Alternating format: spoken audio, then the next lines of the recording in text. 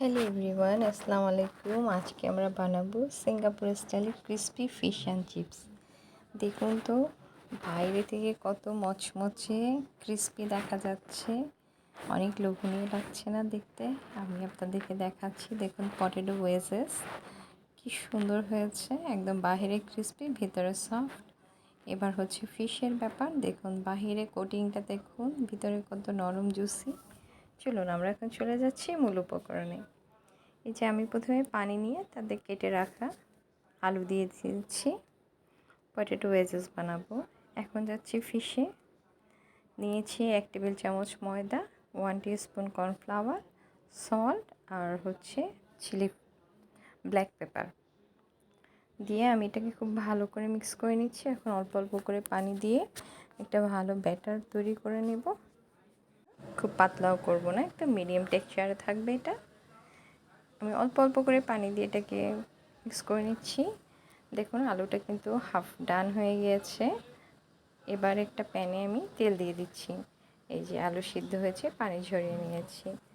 এবার আমি আমার এই ফিশটাকে ম্যারিনেট করে রেখেছিলাম। সরি, আসলে ম্যারিনেশনটা না, মানে ম্যারিনেটটা হয়তো বা ভিডিও করতে আমি ভুলে গিয়েছি। আমি এখানে লেবুর রস, লবণ আর হলো লাল কাশ্মীরি মরিচের গুঁড়ো দিয়ে মাছটাকে ভালো করে ম্যারিনেট করে রেখে দিয়েছিলাম 3 থেকে 4 ঘন্টার জন্য। এখন সেই যে আমরা ডিপটা বানিয়ে রেখেছি কোডিংয়ের জন্য, সেটা দিয়ে এই যে ভেজে নিচ্ছি। আমি প্রথমে একটু ময়দাতে কোডিং করে নিইনি, সরাসরি লিকুইডটার মধ্যে দিয়ে দিয়েছিলাম। বাট আমার বাচ্চারা বলছে আরেকটু ক্রিস্পি তারা খাবে, সেজন্য আবার আমি পরে এটাকে অন্য প্রসেসে নিয়ে গেলাম। এখন এই যে দিয়ে দিচ্ছি 1 টেবিল চামচ ময়দা, সামান্য পরিমাণ লবণ এবং ব্ল্যাক পেপার, কালো গোলমরিচের গুঁড়োটা, এটা মিক্স করে নিয়ে এটাকে আমরা ফিশটাকে একটা কোডিং করে নেব। এই যে ম্যারিনেট করে ফিশটাকে প্রথমে লিকুইড ব্যাটারের মধ্যে ডিপ করে নিয়েছি। এবার এই যে শুকনো ময়দার ভিতরে এটাকে কোডিং করে নিচ্ছি। আবার এই যে লিকুইড যে ময়দাটা আছে সেটার মধ্যে দিয়ে ডিপ করে নিচ্ছি। দেখুন কতটা সুন্দর হয়েছে। এবার আমরা আবার এটাকে তেলে ভেজে নেব। এটাকে একটু আমরা ডিপ ফ্রাই করব। এটা কিন্তু অনেক মজা হবে, আপনারা অবশ্যই বাড়িতে বানিয়ে খাবেন। দেখুন আর এতটা ক্রিস্পি হয়, আপনারা দোকানের ফিশ অ্যান্ড চিপস খেতে ভুলেই যাবেন। সিঙ্গাপুরে কিন্তু এটা একটা মোস্ট ফেভারিট আইটেম। অনেক এক্সপেন্সিভ ওই খাবারটা, তো রেস্টুরেন্টে কেন যাব, আমরা বাড়িতেই বানিয়ে খেতে পারি এই ধরনের সহজ ক্রিস্পি ফিশ অ্যান্ড চিপস।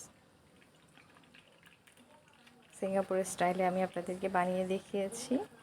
দেখুন কতটা সুন্দর ফুলে উঠেছে। কোডিংটা কিন্তু বেশ ভালো হয়েছে। সবসময় কোডিংয়ের দিকে খেয়াল রাখতে হবে। এভাবে একবার আপনি বাড়িতে বানিয়ে দিলে ফিশ অ্যান্ড চিপস বাচ্চারা বা বড়রা কেউ আর বাইরে গিয়ে খেতে চাইবে না, যেহেতু বাইরের রেস্টুরেন্টের স্বাদ এখন ঘরেই পাওয়া যাচ্ছে। তো আমরা ধাপে ধাপে সব আমাদের প্রসেসিংগুলো দেখে নিচ্ছি, দেখতে থাকবো, পাশেই থাকুন।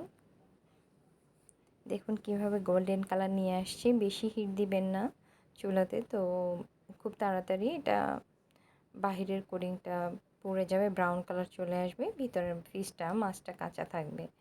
তো আমি এখানে কিন্তু এটা ডোরি ফিশ নিয়েছি, এটা ফিলেট ছিল। আপনারা যে কোনো মাছ, যেমন কোরাল মাছ যেটা, সিভাস ফিশ বা পমফ্রেট, এগুলোর এরকম ফিলেট নিয়ে আপনারা ভেজে খেতে পারবেন, খুবই ইজি।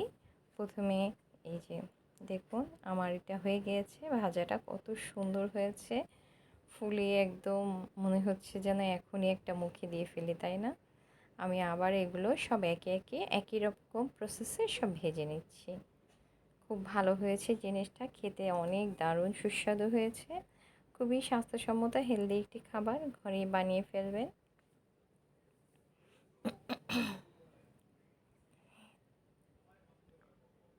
এই যে আমার এত ভালো লাগছে, এত সুন্দর একটা ঘ্রাণ আসছে, আপনাদেরকে কি বলবো। আপনারা অবশ্যই এভাবে ট্রাই করবেন বাড়িতে বানিয়ে বানিয়ে খাওয়ার জন্য।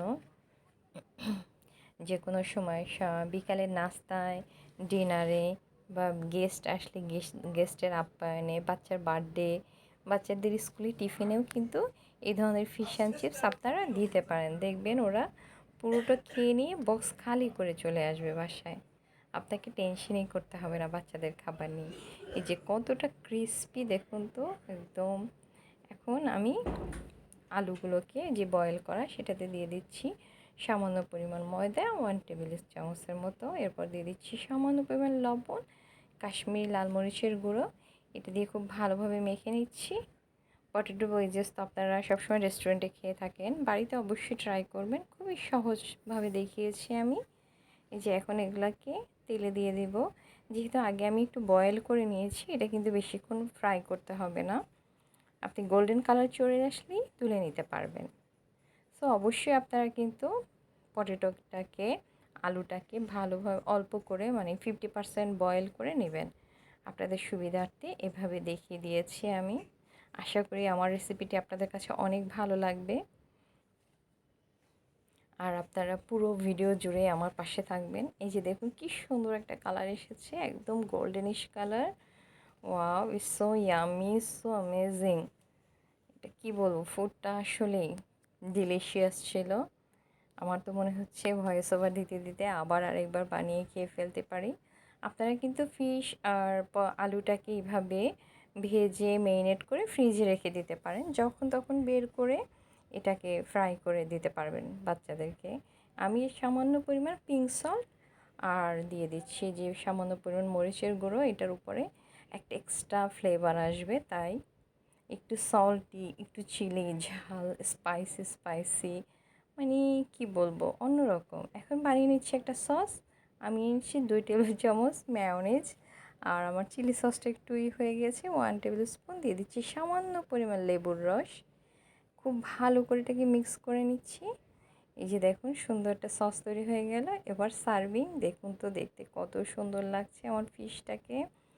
আর পটেটো ওয়েজেসগুলোও দেখুন, মানে খুবই মজার ছিল, খুবই মজার ছিল। It's really delicious. আমার রেসিপি আপনাদের কাছে ভালো লাগলে অবশ্যই লাইক কমেন্টস করে পাশে থাকবেন। বেল আইকনটি অন করে রাখবেন, নোটিফিকেশান আমার নতুন ভিডিও আসার সাথে সাথে নোটিফিকেশান আপনাদের কাছে পৌঁছে যাবে। নেক্সট ভিডিওতে থাকছে আপনাদের জন্য আরও চমক। তো সাবস্ক্রাইব করে রুমুস রেসিপির পাশে থাকুন। আজকে এখানেই শেষ করছি। সবাই ভালো থাকবেন, সুস্থ থাকবেন। আল্লাহ হাফেজ।